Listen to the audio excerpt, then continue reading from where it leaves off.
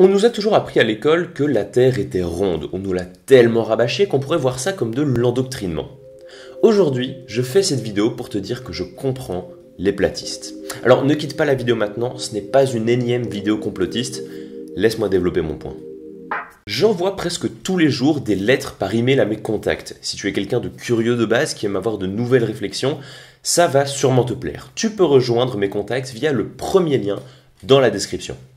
Depuis plusieurs millénaires, les humains sont plus ou moins convaincus que la Terre est plate. C'est ce qui paraît évident à l'œil nu.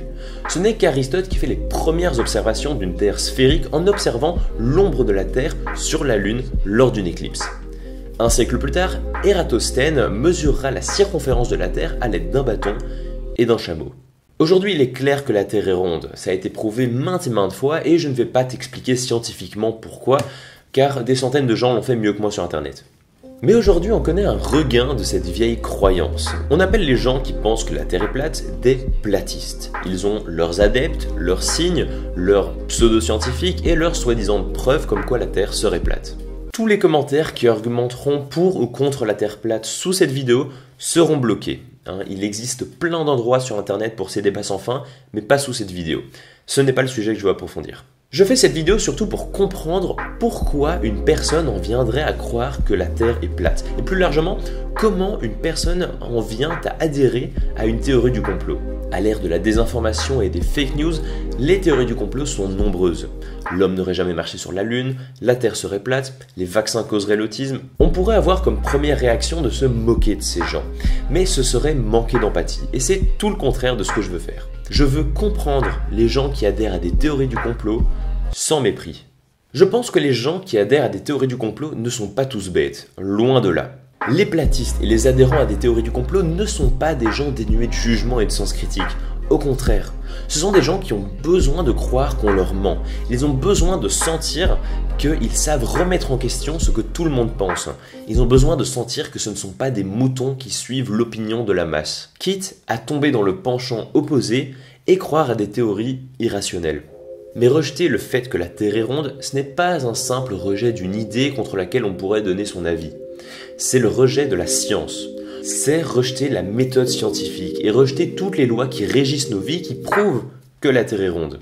On peut voir ce rejet comme de l'hypocrisie, car les complotistes rejettent la science quand il s'agit de justifier leur théorie.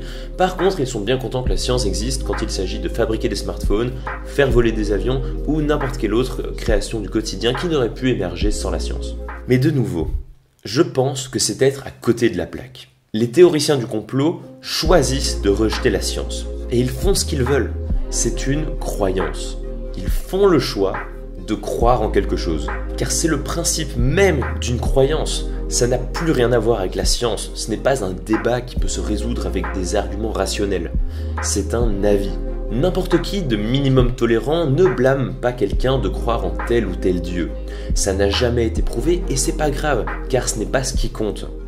C'est pareil pour les platistes et les complotistes selon moi. Les gens qui ont une croyance profonde, que ce soit une théorie du complot, une religion ou n'importe quelle autre croyance, l'ont souvent pour des raisons qui sont légitimes à mes yeux.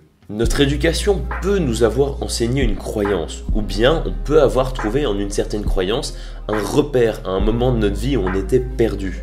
Les croyances sont souvent ce à quoi les gens se raccrochent quand ça va mal et qu'ils sont en manque de repères. Ce n'est pas pour rien que les gens qui rejoignent la secte des témoins de Jéhovah sont souvent des gens qui sont au plus bas. Les croyances, aussi irrationnelles et injustifiées te semblent-elles, sont comme des cannes pour traverser la vie. Certains ont besoin d'une canne, d'autres non. Certains ont vu en une théorie du complot un moyen de combler quelque chose qui manquait dans leur vie et qui les a aidés à donner du sens. On peut s'estimer chanceux de ne pas avoir eu besoin d'une croyance comme repère dans sa vie jusque-là. Mais chacun devrait avoir le droit de croire en ce qu'il veut, tant qu'il ne fait de mal à personne. Si cette vidéo t'a intéressé, alors le contenu de mes lettres t'intéressera sûrement. J'envoie quasi quotidiennement des lettres avec des nouvelles réflexions et des idées à mes contacts et tu peux les rejoindre via le premier lien en description.